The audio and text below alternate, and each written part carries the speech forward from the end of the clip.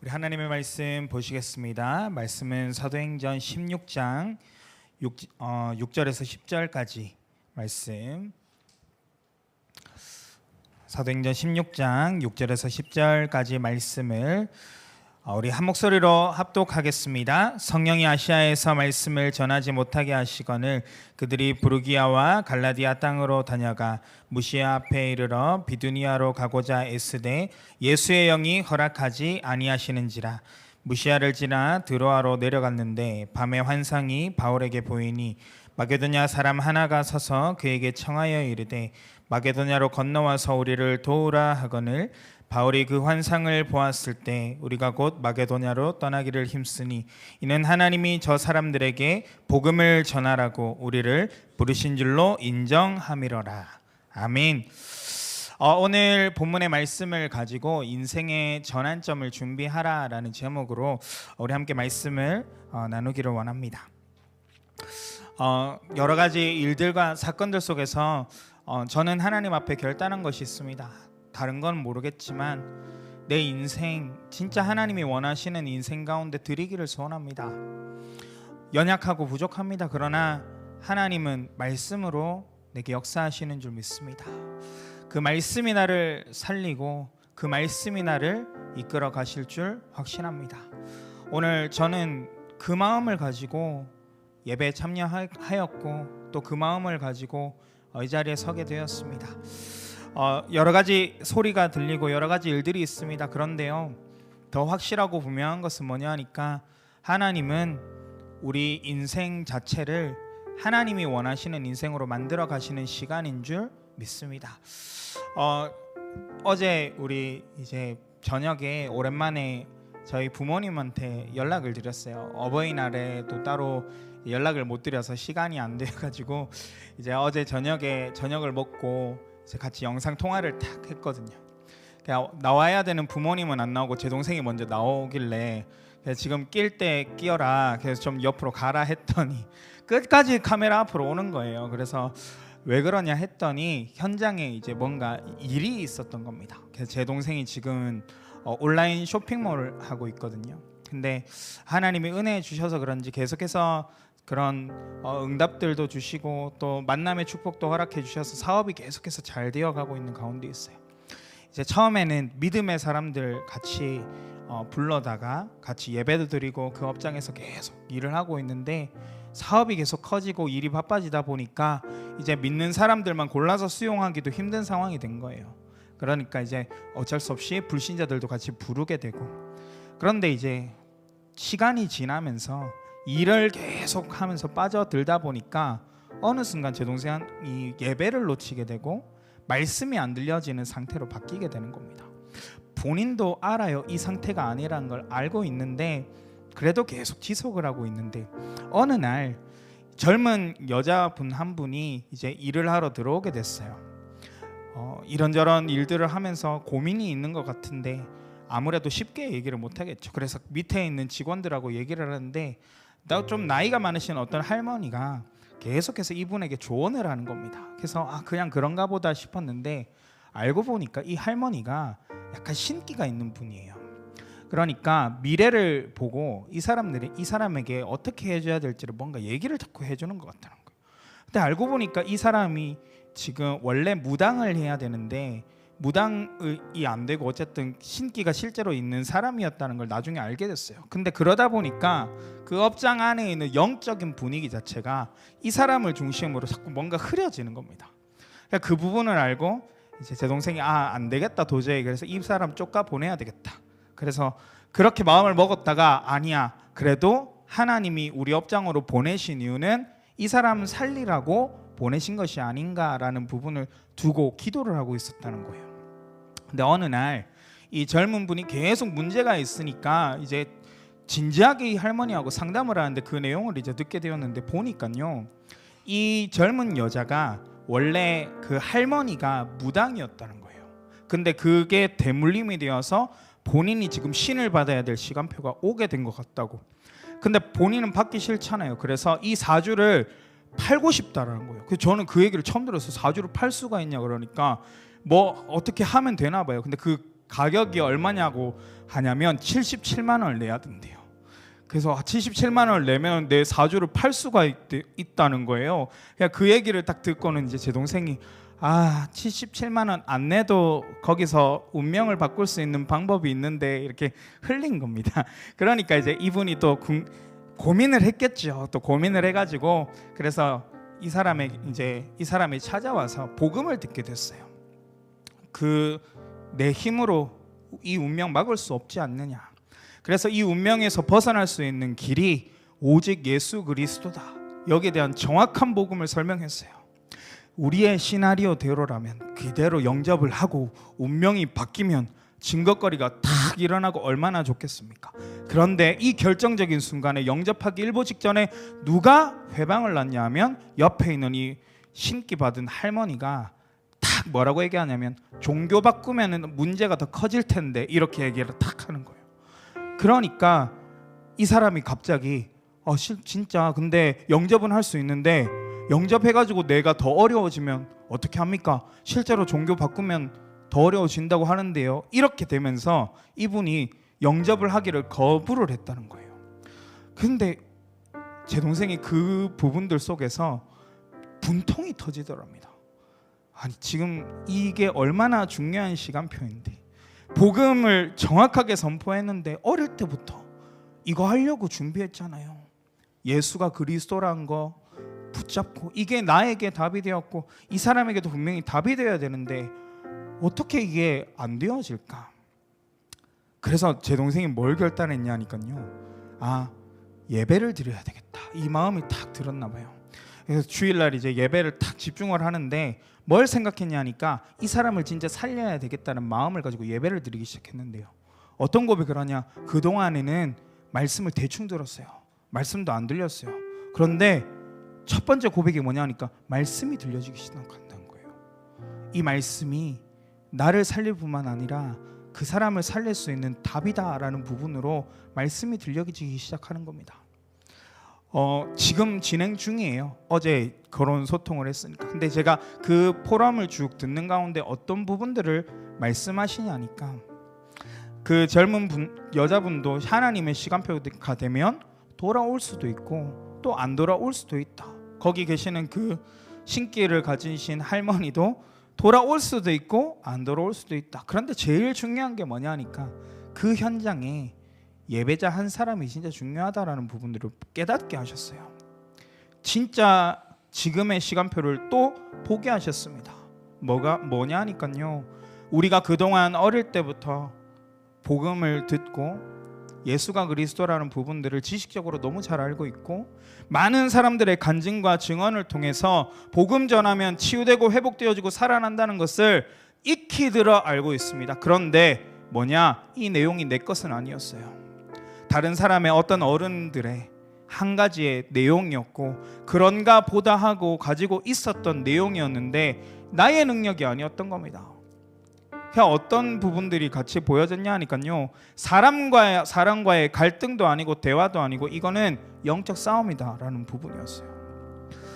어떤 생각이 들었냐 하니까 아담과 하와가 하나님 앞에서 절대적인 기준의 말씀을 받았는데요. 아담과 하와는 하나님의 말씀에 귀를 기울이지 않고 뱀의 말에 귀를 기울이면서 모든 인간이 근본 문제 속에 빠진 것 아닙니까? 완전히 그 부분으로 딱 보여지는 거예요. 진짜 복음의 말씀이 내 것이 되어서 이 사람을 살릴 수 있는 능력이 되어져야 되는데 내가 힘이 없어요. 지식 가지고 싸우려고 하니까 이 무당이 가지고 있는 이 할머니가 가지고 있는 이것이 오히려 더 진짜 같고 더 힘이 있다는 거죠. 자기가 가지고 있는 내용이 있으니까 그렇게 얘기할 수 있었던 것 아니겠습니까? 그래서 하나님이 이제 예배를 회복하게 하시는 거예요. 어제 왜 같이 모였냐? 가족들부터 예배를 시작하자 결단을 해서 업장에 모여서 그 밤에 예배를 드리러 모인 겁니다. 저는 이게 최고의 축복이라고 생각되었어요. 어떤 거냐 하니까요. 하나님이 우리의 인생의 전환점의 시간을 허락하신 것은 지금까지의 복음이 틀려서가 아닙니다. 내게 주신 이 복음이 이제는 내 인생과 맞아질 수 있는 시간으로 인도하신다는 거예요. 저는 바울의 일대기를 쭉 보면서 그냥 예전에는 남일같이 보여졌는데요, 요즘에는 계속해서 피부로 와닿는 부분들이 뭐냐니까 현장에서 실제로 이러한 영적인 시달림 속에, 어려움들 속에 계신 분들이 너무나 많이 있고, 심지어는 저희 교회 세가족으로 오시는 분들도 이러한 배경 속에 오시는 분들이 너무나 많이 있습니다. 그러다 보니까 실제로 이분들과 소통을 하면서, 대화를 하면서 보게 되어졌던 것이 무엇이냐, 언제 얼마나 오래 신앙생활을 했느냐, 이건 중요한 게 아니었어요. 정말 감사한 것이요, 세가족이라 하더라도요, 이 영적인 사실을 정확하게 알고 말씀을 있는 그대로 수용하고, 이게 맞다 틀리다 이게 아니라 말씀 주신 것 그대로 붙잡고 인도받게 되어지니까 하나님이 문들을 열어가시는 부분들도 보게 하셨어요. 그 저희 교회 어떤 분이 이제 우리 장로님 한 분을 통해서 영접이 되어졌어요. 근데 이분이 알고 보니까 무속의 배경을 가지고 엄청나게 어려움들 속에 있다가 복음을 받고 이분이 돌아오게 됐거든요. 그래서 함께 이제 계속해서 말씀을 받는 가운데 하나하나 깨달아가기 시작하는 겁니다. 그래서 저희가 최근에는 이제 말씀을 통해서 십자가 또 부활에 대한 부분들을 말씀을 주시면서 하나님이 누구신지, 그리고 그리스도께서 이 땅에 왜 오셔야 되는지에 대한 부분들을 정확하게 말씀을 통해서 선포가 되어졌어요. 근데 이분이 말씀을 듣는 가운데 내가 그동안 너무 듣고 싶었던 메시지가 말씀으로 선포가 되는데 이거는 진짜 인생의 메시지라 할 정도로 이거 진짜 내가 가져야 되겠다 하면서, 누가 시킨 것도 아닌데요, 이분이 강단 말씀을 계속해서 귀에 꽂고 듣기 시작하는 겁니다. 말씀을 그대로 받았어요. 그리고 내 인생의 진짜 답으로 딱 붙잡기 시작했다니까요. 근데 어떤 일이 일어났냐, 자기 자신에게 있었던 그런 문제를 가진 똑같은 사람들이 현장에서 만나지게 되는 거예요. 하나님이 그런 사람을 붙여줬습니다.